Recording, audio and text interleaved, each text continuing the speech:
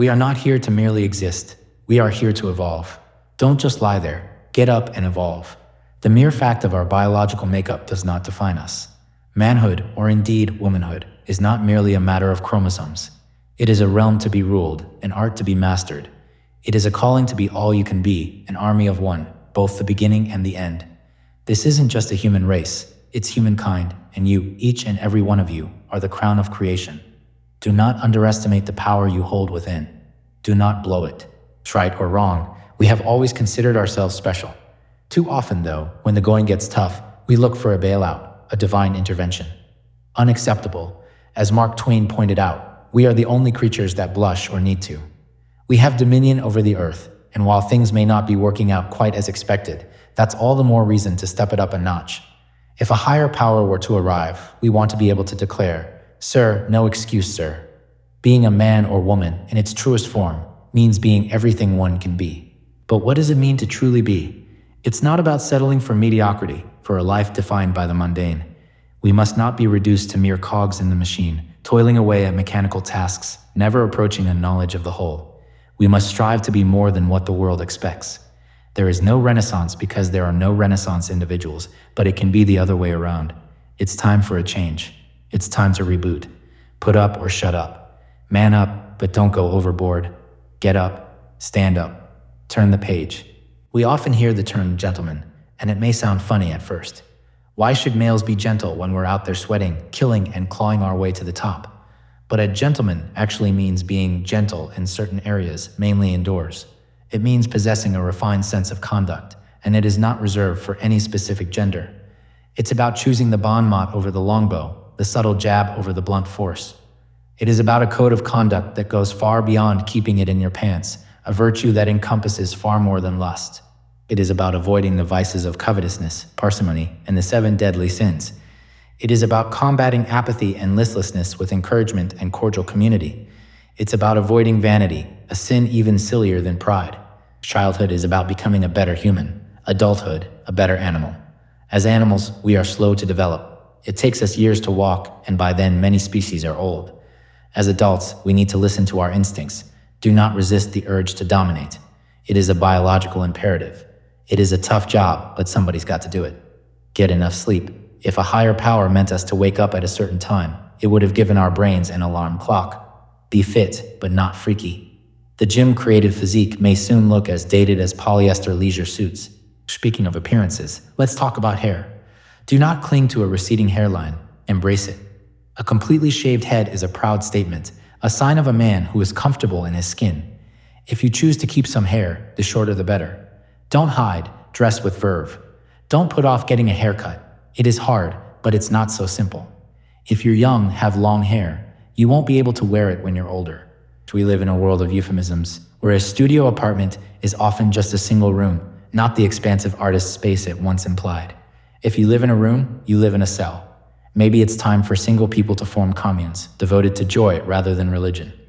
This world tries to define us, to box us in. Don't let it. Choose your own path, and don't be afraid to be different. Don't be a phone drone, walking around plugged into a digital parasite. Do not become another roaming zombie clogging sidewalks with inattention. Silence your phone in a restaurant and avoid being a nuisance to the people around you. We often fall back on cliches, but they are powerful. They move the masses. We must work to avoid looking stupid or like an imitation. We must refine our roles until they are truly ours. We are not types but prototypes if we do our job as men and women. The best role models are complex and distant. We must strive to fill the container of our personality with exquisite and beautiful content. Fashion should serve the individual. It is not an opiate for the masses. We must shake society out of its luxury coma.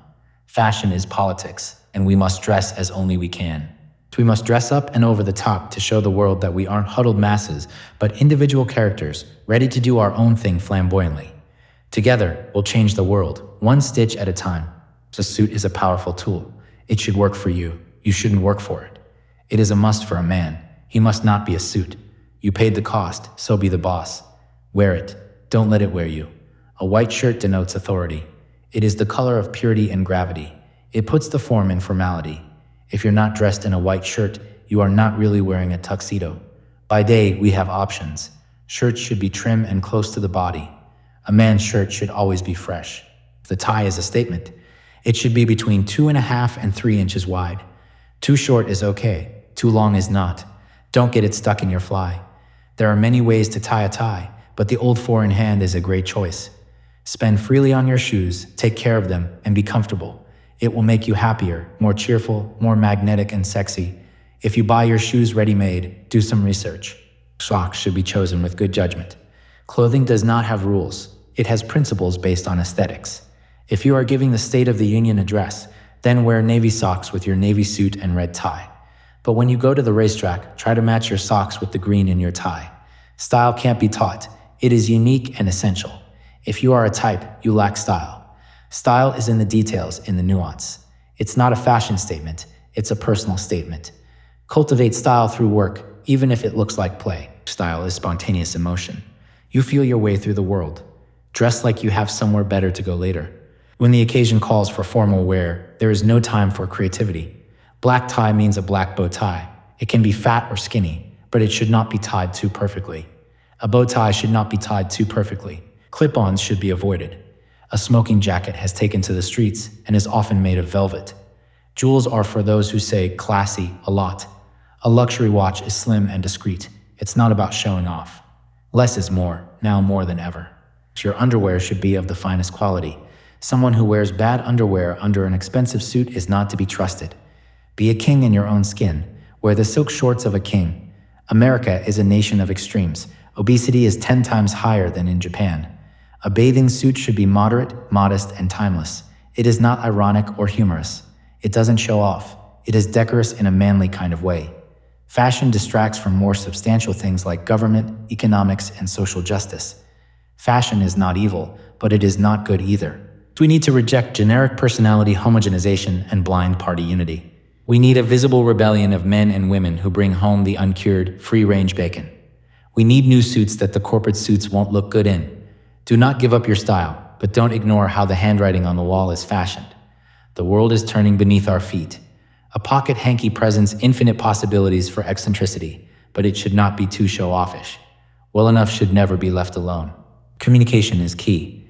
Use your personal instrument to create eloquence and poetry, not noise. Guard your tone as well as your words. Talking too loudly is a basic offense. Move back if someone is yelling in your face. The appropriate response to a loud talker is to move back as if dodging a punch. If someone is talking too quietly, let them know that you cannot hear. Speak up moderately, clearly, and distinctly. When using the telephone, do not say, "You have reached your name here." It will be obvious that the caller has reached a machine. Say, "Eventually you will have reached your name here." We need times of radio silence and unavailability. Do not be a phone drone. Allowing one's phone to ring in a restaurant or theater is an offense deserving of death. The vibrate setting is the preferred option in most instances. If someone is being annoying, clear your throat loudly or say, "Hey, I'm walking here." If they annoy you, they annoy others. Do not be afraid to rat out loud phone talkers. Take calls only if they involve birth, death, or infinity. Answer invitations promptly. Always return calls. Get back to people at lunchtime to avoid them. Do not waste the time of others with obtrusive attachments. Letter writing is a lost art. Thank you notes should be written on stationery. Nothing is more charming than a handwritten, postmarked letter. When it comes to insults, vagueness is ineffective. It pays to be as specific as possible. A dick is a careless egotist. A motherfucker is a powerful word with a broad spectrum of meanings. A douchebag is a loser. The longer it takes for a retort, the more futile it becomes. Specificity is the key to good insults. A vice is necessary, but choose it carefully. Do not live life as an everything or nothing proposition. Temper yourself, but watch out for those who would mind your business for you. Do not be a burden on your host. When it comes to drinking, learn from the old Bacchus. Decanting can't hurt. Tasting wine in a restaurant is important. Clink glasses gently with each member of the party while making eye contact. You can't toast with water. Get a ride to the party. Do not drink and drive or leave phone messages or go on eBay. As for smoking, there are differing opinions. It is a disease to give up responsibility for your actions. The non-smoking majority has demonized the smoking minority. Secondhand smoke is probably not dangerous. It will just increase your dry cleaning bill. Do not light up without asking. The Japanese make nice little portable ashtrays. If you chew tobacco, do it at home. A home is not just a castle, it's a palace. It's a place where everyone can hang their crowns. Your decor should be about who inhabits the space. Be realistic and specific when it comes to decor. Through antiques, you can live in other times. Buy pre-owned things above the salvage level. When being a guest, do not talk about your diet. Participate effectively in conversation. Avoid contention over dinner. Do not overstay your welcome. Send a thank you note. Email is fine, but a handwritten note on stationery is best. Snobism is the religion of class. The snob lives for effect. His being is utterly contingent on the perceptions of others. In the 20th century, money replaced land and title. Snobs have ideals and value charity greatly. Snobs often avoid political discussions. Today, society has gone casual, and the wealthy class requires camouflage. Politeness and good communication skills are key. Greet people you know, even if you can't remember their names. Do not automatically introduce people. Don't hide your mistakes. Do not flaunt your wealth. Obviousness is so obvious. Spread gossip selectively. Wait until they mention it. Always say thank you, even when you're not grateful. Magnanimity is rare and magnificent. It's not easy to be yourself, but really you have no other choice. The real freak is an original, not a copy. Freak movements will come and go, but the true freak is always a solo act. Being an individual is lonely. As soon as someone breaks out of the mold, he is imitated. What is a friend today? A friend is someone you have actually met. Friendship requires time. It demands intimacy. Avoid any situation that offers networking as a benefit. Friendship is about quality, not quantity. Do not be afraid to notify inappropriate parties that they have overstepped. When traveling, do not be an amateur. If your company will not pay for business class, inform them of your maladies. Economy class can be improved with a foie gras sandwich. The person over 300 pounds gets the shared armrest. Ratting out your fellow man is permissible if they are being a nuisance. There is a craving for authenticity and realness. Good taste is established, safe, and static. Taste should always be slightly disturbing or unsettling. Popular taste is a problem. For thousands upon thousands of years, we have lived under class systems. Children now grow up wanting to be famous. Fame makes a few things better, but most things worse. Do not try to be famous. Avoid having your name in the paper. Never respond to requests for quotations. Become incoherent when asked for comments. The best defense against fame is to act as a famous person never would. Deny everything to fact checkers. Certain professions should be avoided. Anonymity is a strategy. Talk in code. If you are on social networks, use a fake name. Discretion is the better part of valor. Attempt to tell the truth. Relevance is your ticket out of the limelight. Keep it under your hat if you are doing something charitable. If you are a religious person, you can move on to the next section. Do not kneel in church. Don't ask to pray. Do not participate in nation fetishism. Perhaps Louisiana would make a good medium-sized country. Youth culture promotes dying before getting old. It is in the interest of big business for workers to have shorter lives. Embrace age. Make maturity cool again. Bring back the suit, the tie, and the hat. Age must make youth come to it. Youth is a dead end. Maturity is the future. Act like men and women again. 60 is not the new 40. The secret of prolonged vitality is to lively up yourself and don't be no drag. Clapping and singing are good, so are dancing and sports. Make fun of yourself before they do it for you. If you are forgetful, tell people to introduce you when you pause. It is good to realize that you do not know everything. So no matter how healthy we are likely to fall sick once in a while. Feeling awful can be good for perspective. A good patient takes charge of his own cures. Taking to bed with books is good. When calling in sick, insist that your absence is for the well-being of your fellows. Do not suffer patiently. Illness is an involuntary vacation. Do not take any shit from doctors. Move up the chain of command until someone treats you right. Be prepared to use rhetoric, tactics, and showmanship. It is better to go out on top than to become a caricature of one's former self. Try to have fun. Be remembered for your dying words. These are the tips for living. When someone calls you friend, they aren't. Salad bars are the leading cause of salmonella. Tipping is optional. When someone looks good, tell them. Complain sparingly. Do not flaunt cigars. Take the label off. For golfers, do not take a mulligan. Make sure your friends have nicknames.